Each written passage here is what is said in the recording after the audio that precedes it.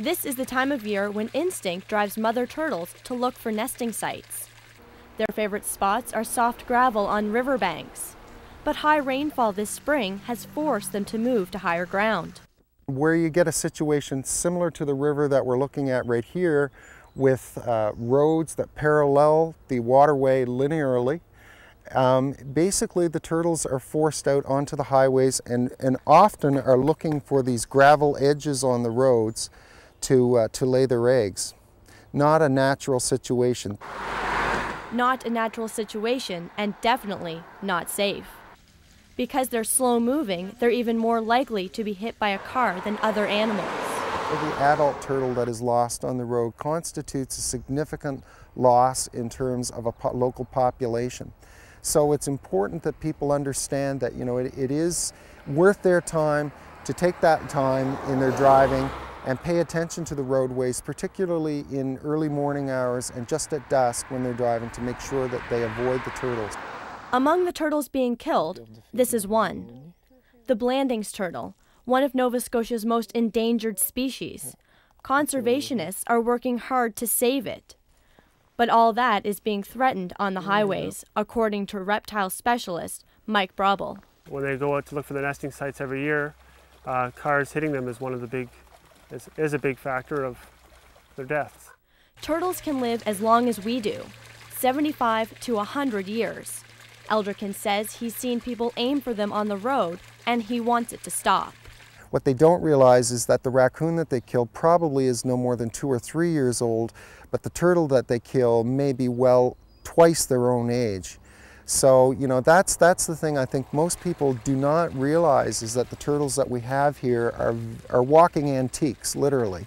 And we need to do everything we can to preserve those. They basically are a legacy and a genetic heritage that's unique to each one of the waterways in the province. This is a wood turtle. There are 3 other turtle species in Nova Scotia. If you see one much bigger than this with a large tail, you may want to take precautions because it's probably a snapping turtle. But if you see one like this, stop and give it a hand and help it across the road. Jill Mauser, CBC News, Ellsford.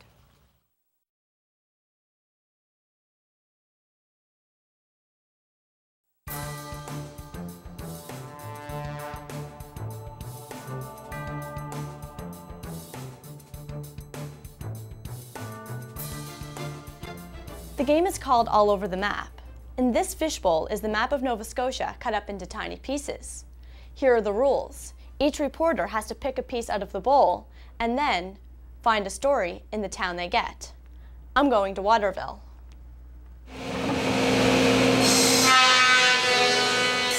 It looks and sounds like a regular woodwork shop, but this Waterville business is something special. The Plank and Hammer is part of the King's Regional Rehabilitation Center. Since 1980, physically and intellectually challenged youth and adults have started here with sandpaper and graduated to table saws. We do custom woodworking upstairs, and we also do complete furniture restoration and repair, as well as kindling and survey stake production year-round. The Plank and Hammer is a non-profit organization. The money it earns goes to help fund the Rehabilitation Center. The center houses 201 residents. Many of them can't work, so the extra cash lifts a big financial burden from their families. We're funded by the Department of Community Services. We have one unit that's funded by the Department of Health, the Beacon unit, and so they provide us monies to operate for salaries, expenditures, for our programs and services that we wish to offer for our clients. Matson has been with the center for 3 years and says that she immediately saw the special connection between the clients and the staff. And it takes very special people, I think, and we have some very special people working with our clients. They go beyond the call of duty to care about and care for our clients, ensure that they have a very supportive work environment, living environment, and they treat them with great dignity and respect. Jack Williams has been giving and getting respect throughout his 10 years working at the Plank and Hammer. You know, it's not what I make, it's what everybody else makes. You know, we work as a team here. As you can see, the shelves behind you, you know, everybody attributes to the job. He has no shortage of positive things to say about his coworkers. They're my bosses, and I love every one of them. And how about the other people that you work with? I love them too. I like all of who I work with. Williams' boss is Mark Perry. Remember, we're going to put it on the table. He's been with the Rehabilitation Center for 14 years. It's an enjoyable spot to work. You get a sense of accomplishment working with our guys. Many of them come here with no skills whatsoever.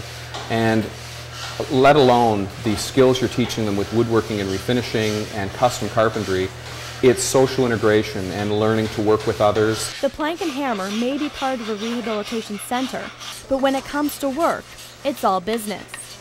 The workers produce chairs, bookshelves, tables, and much more, all selling for much less than professional shops.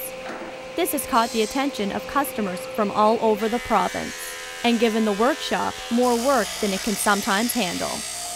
Jill Mauser, CBC News, Waterville.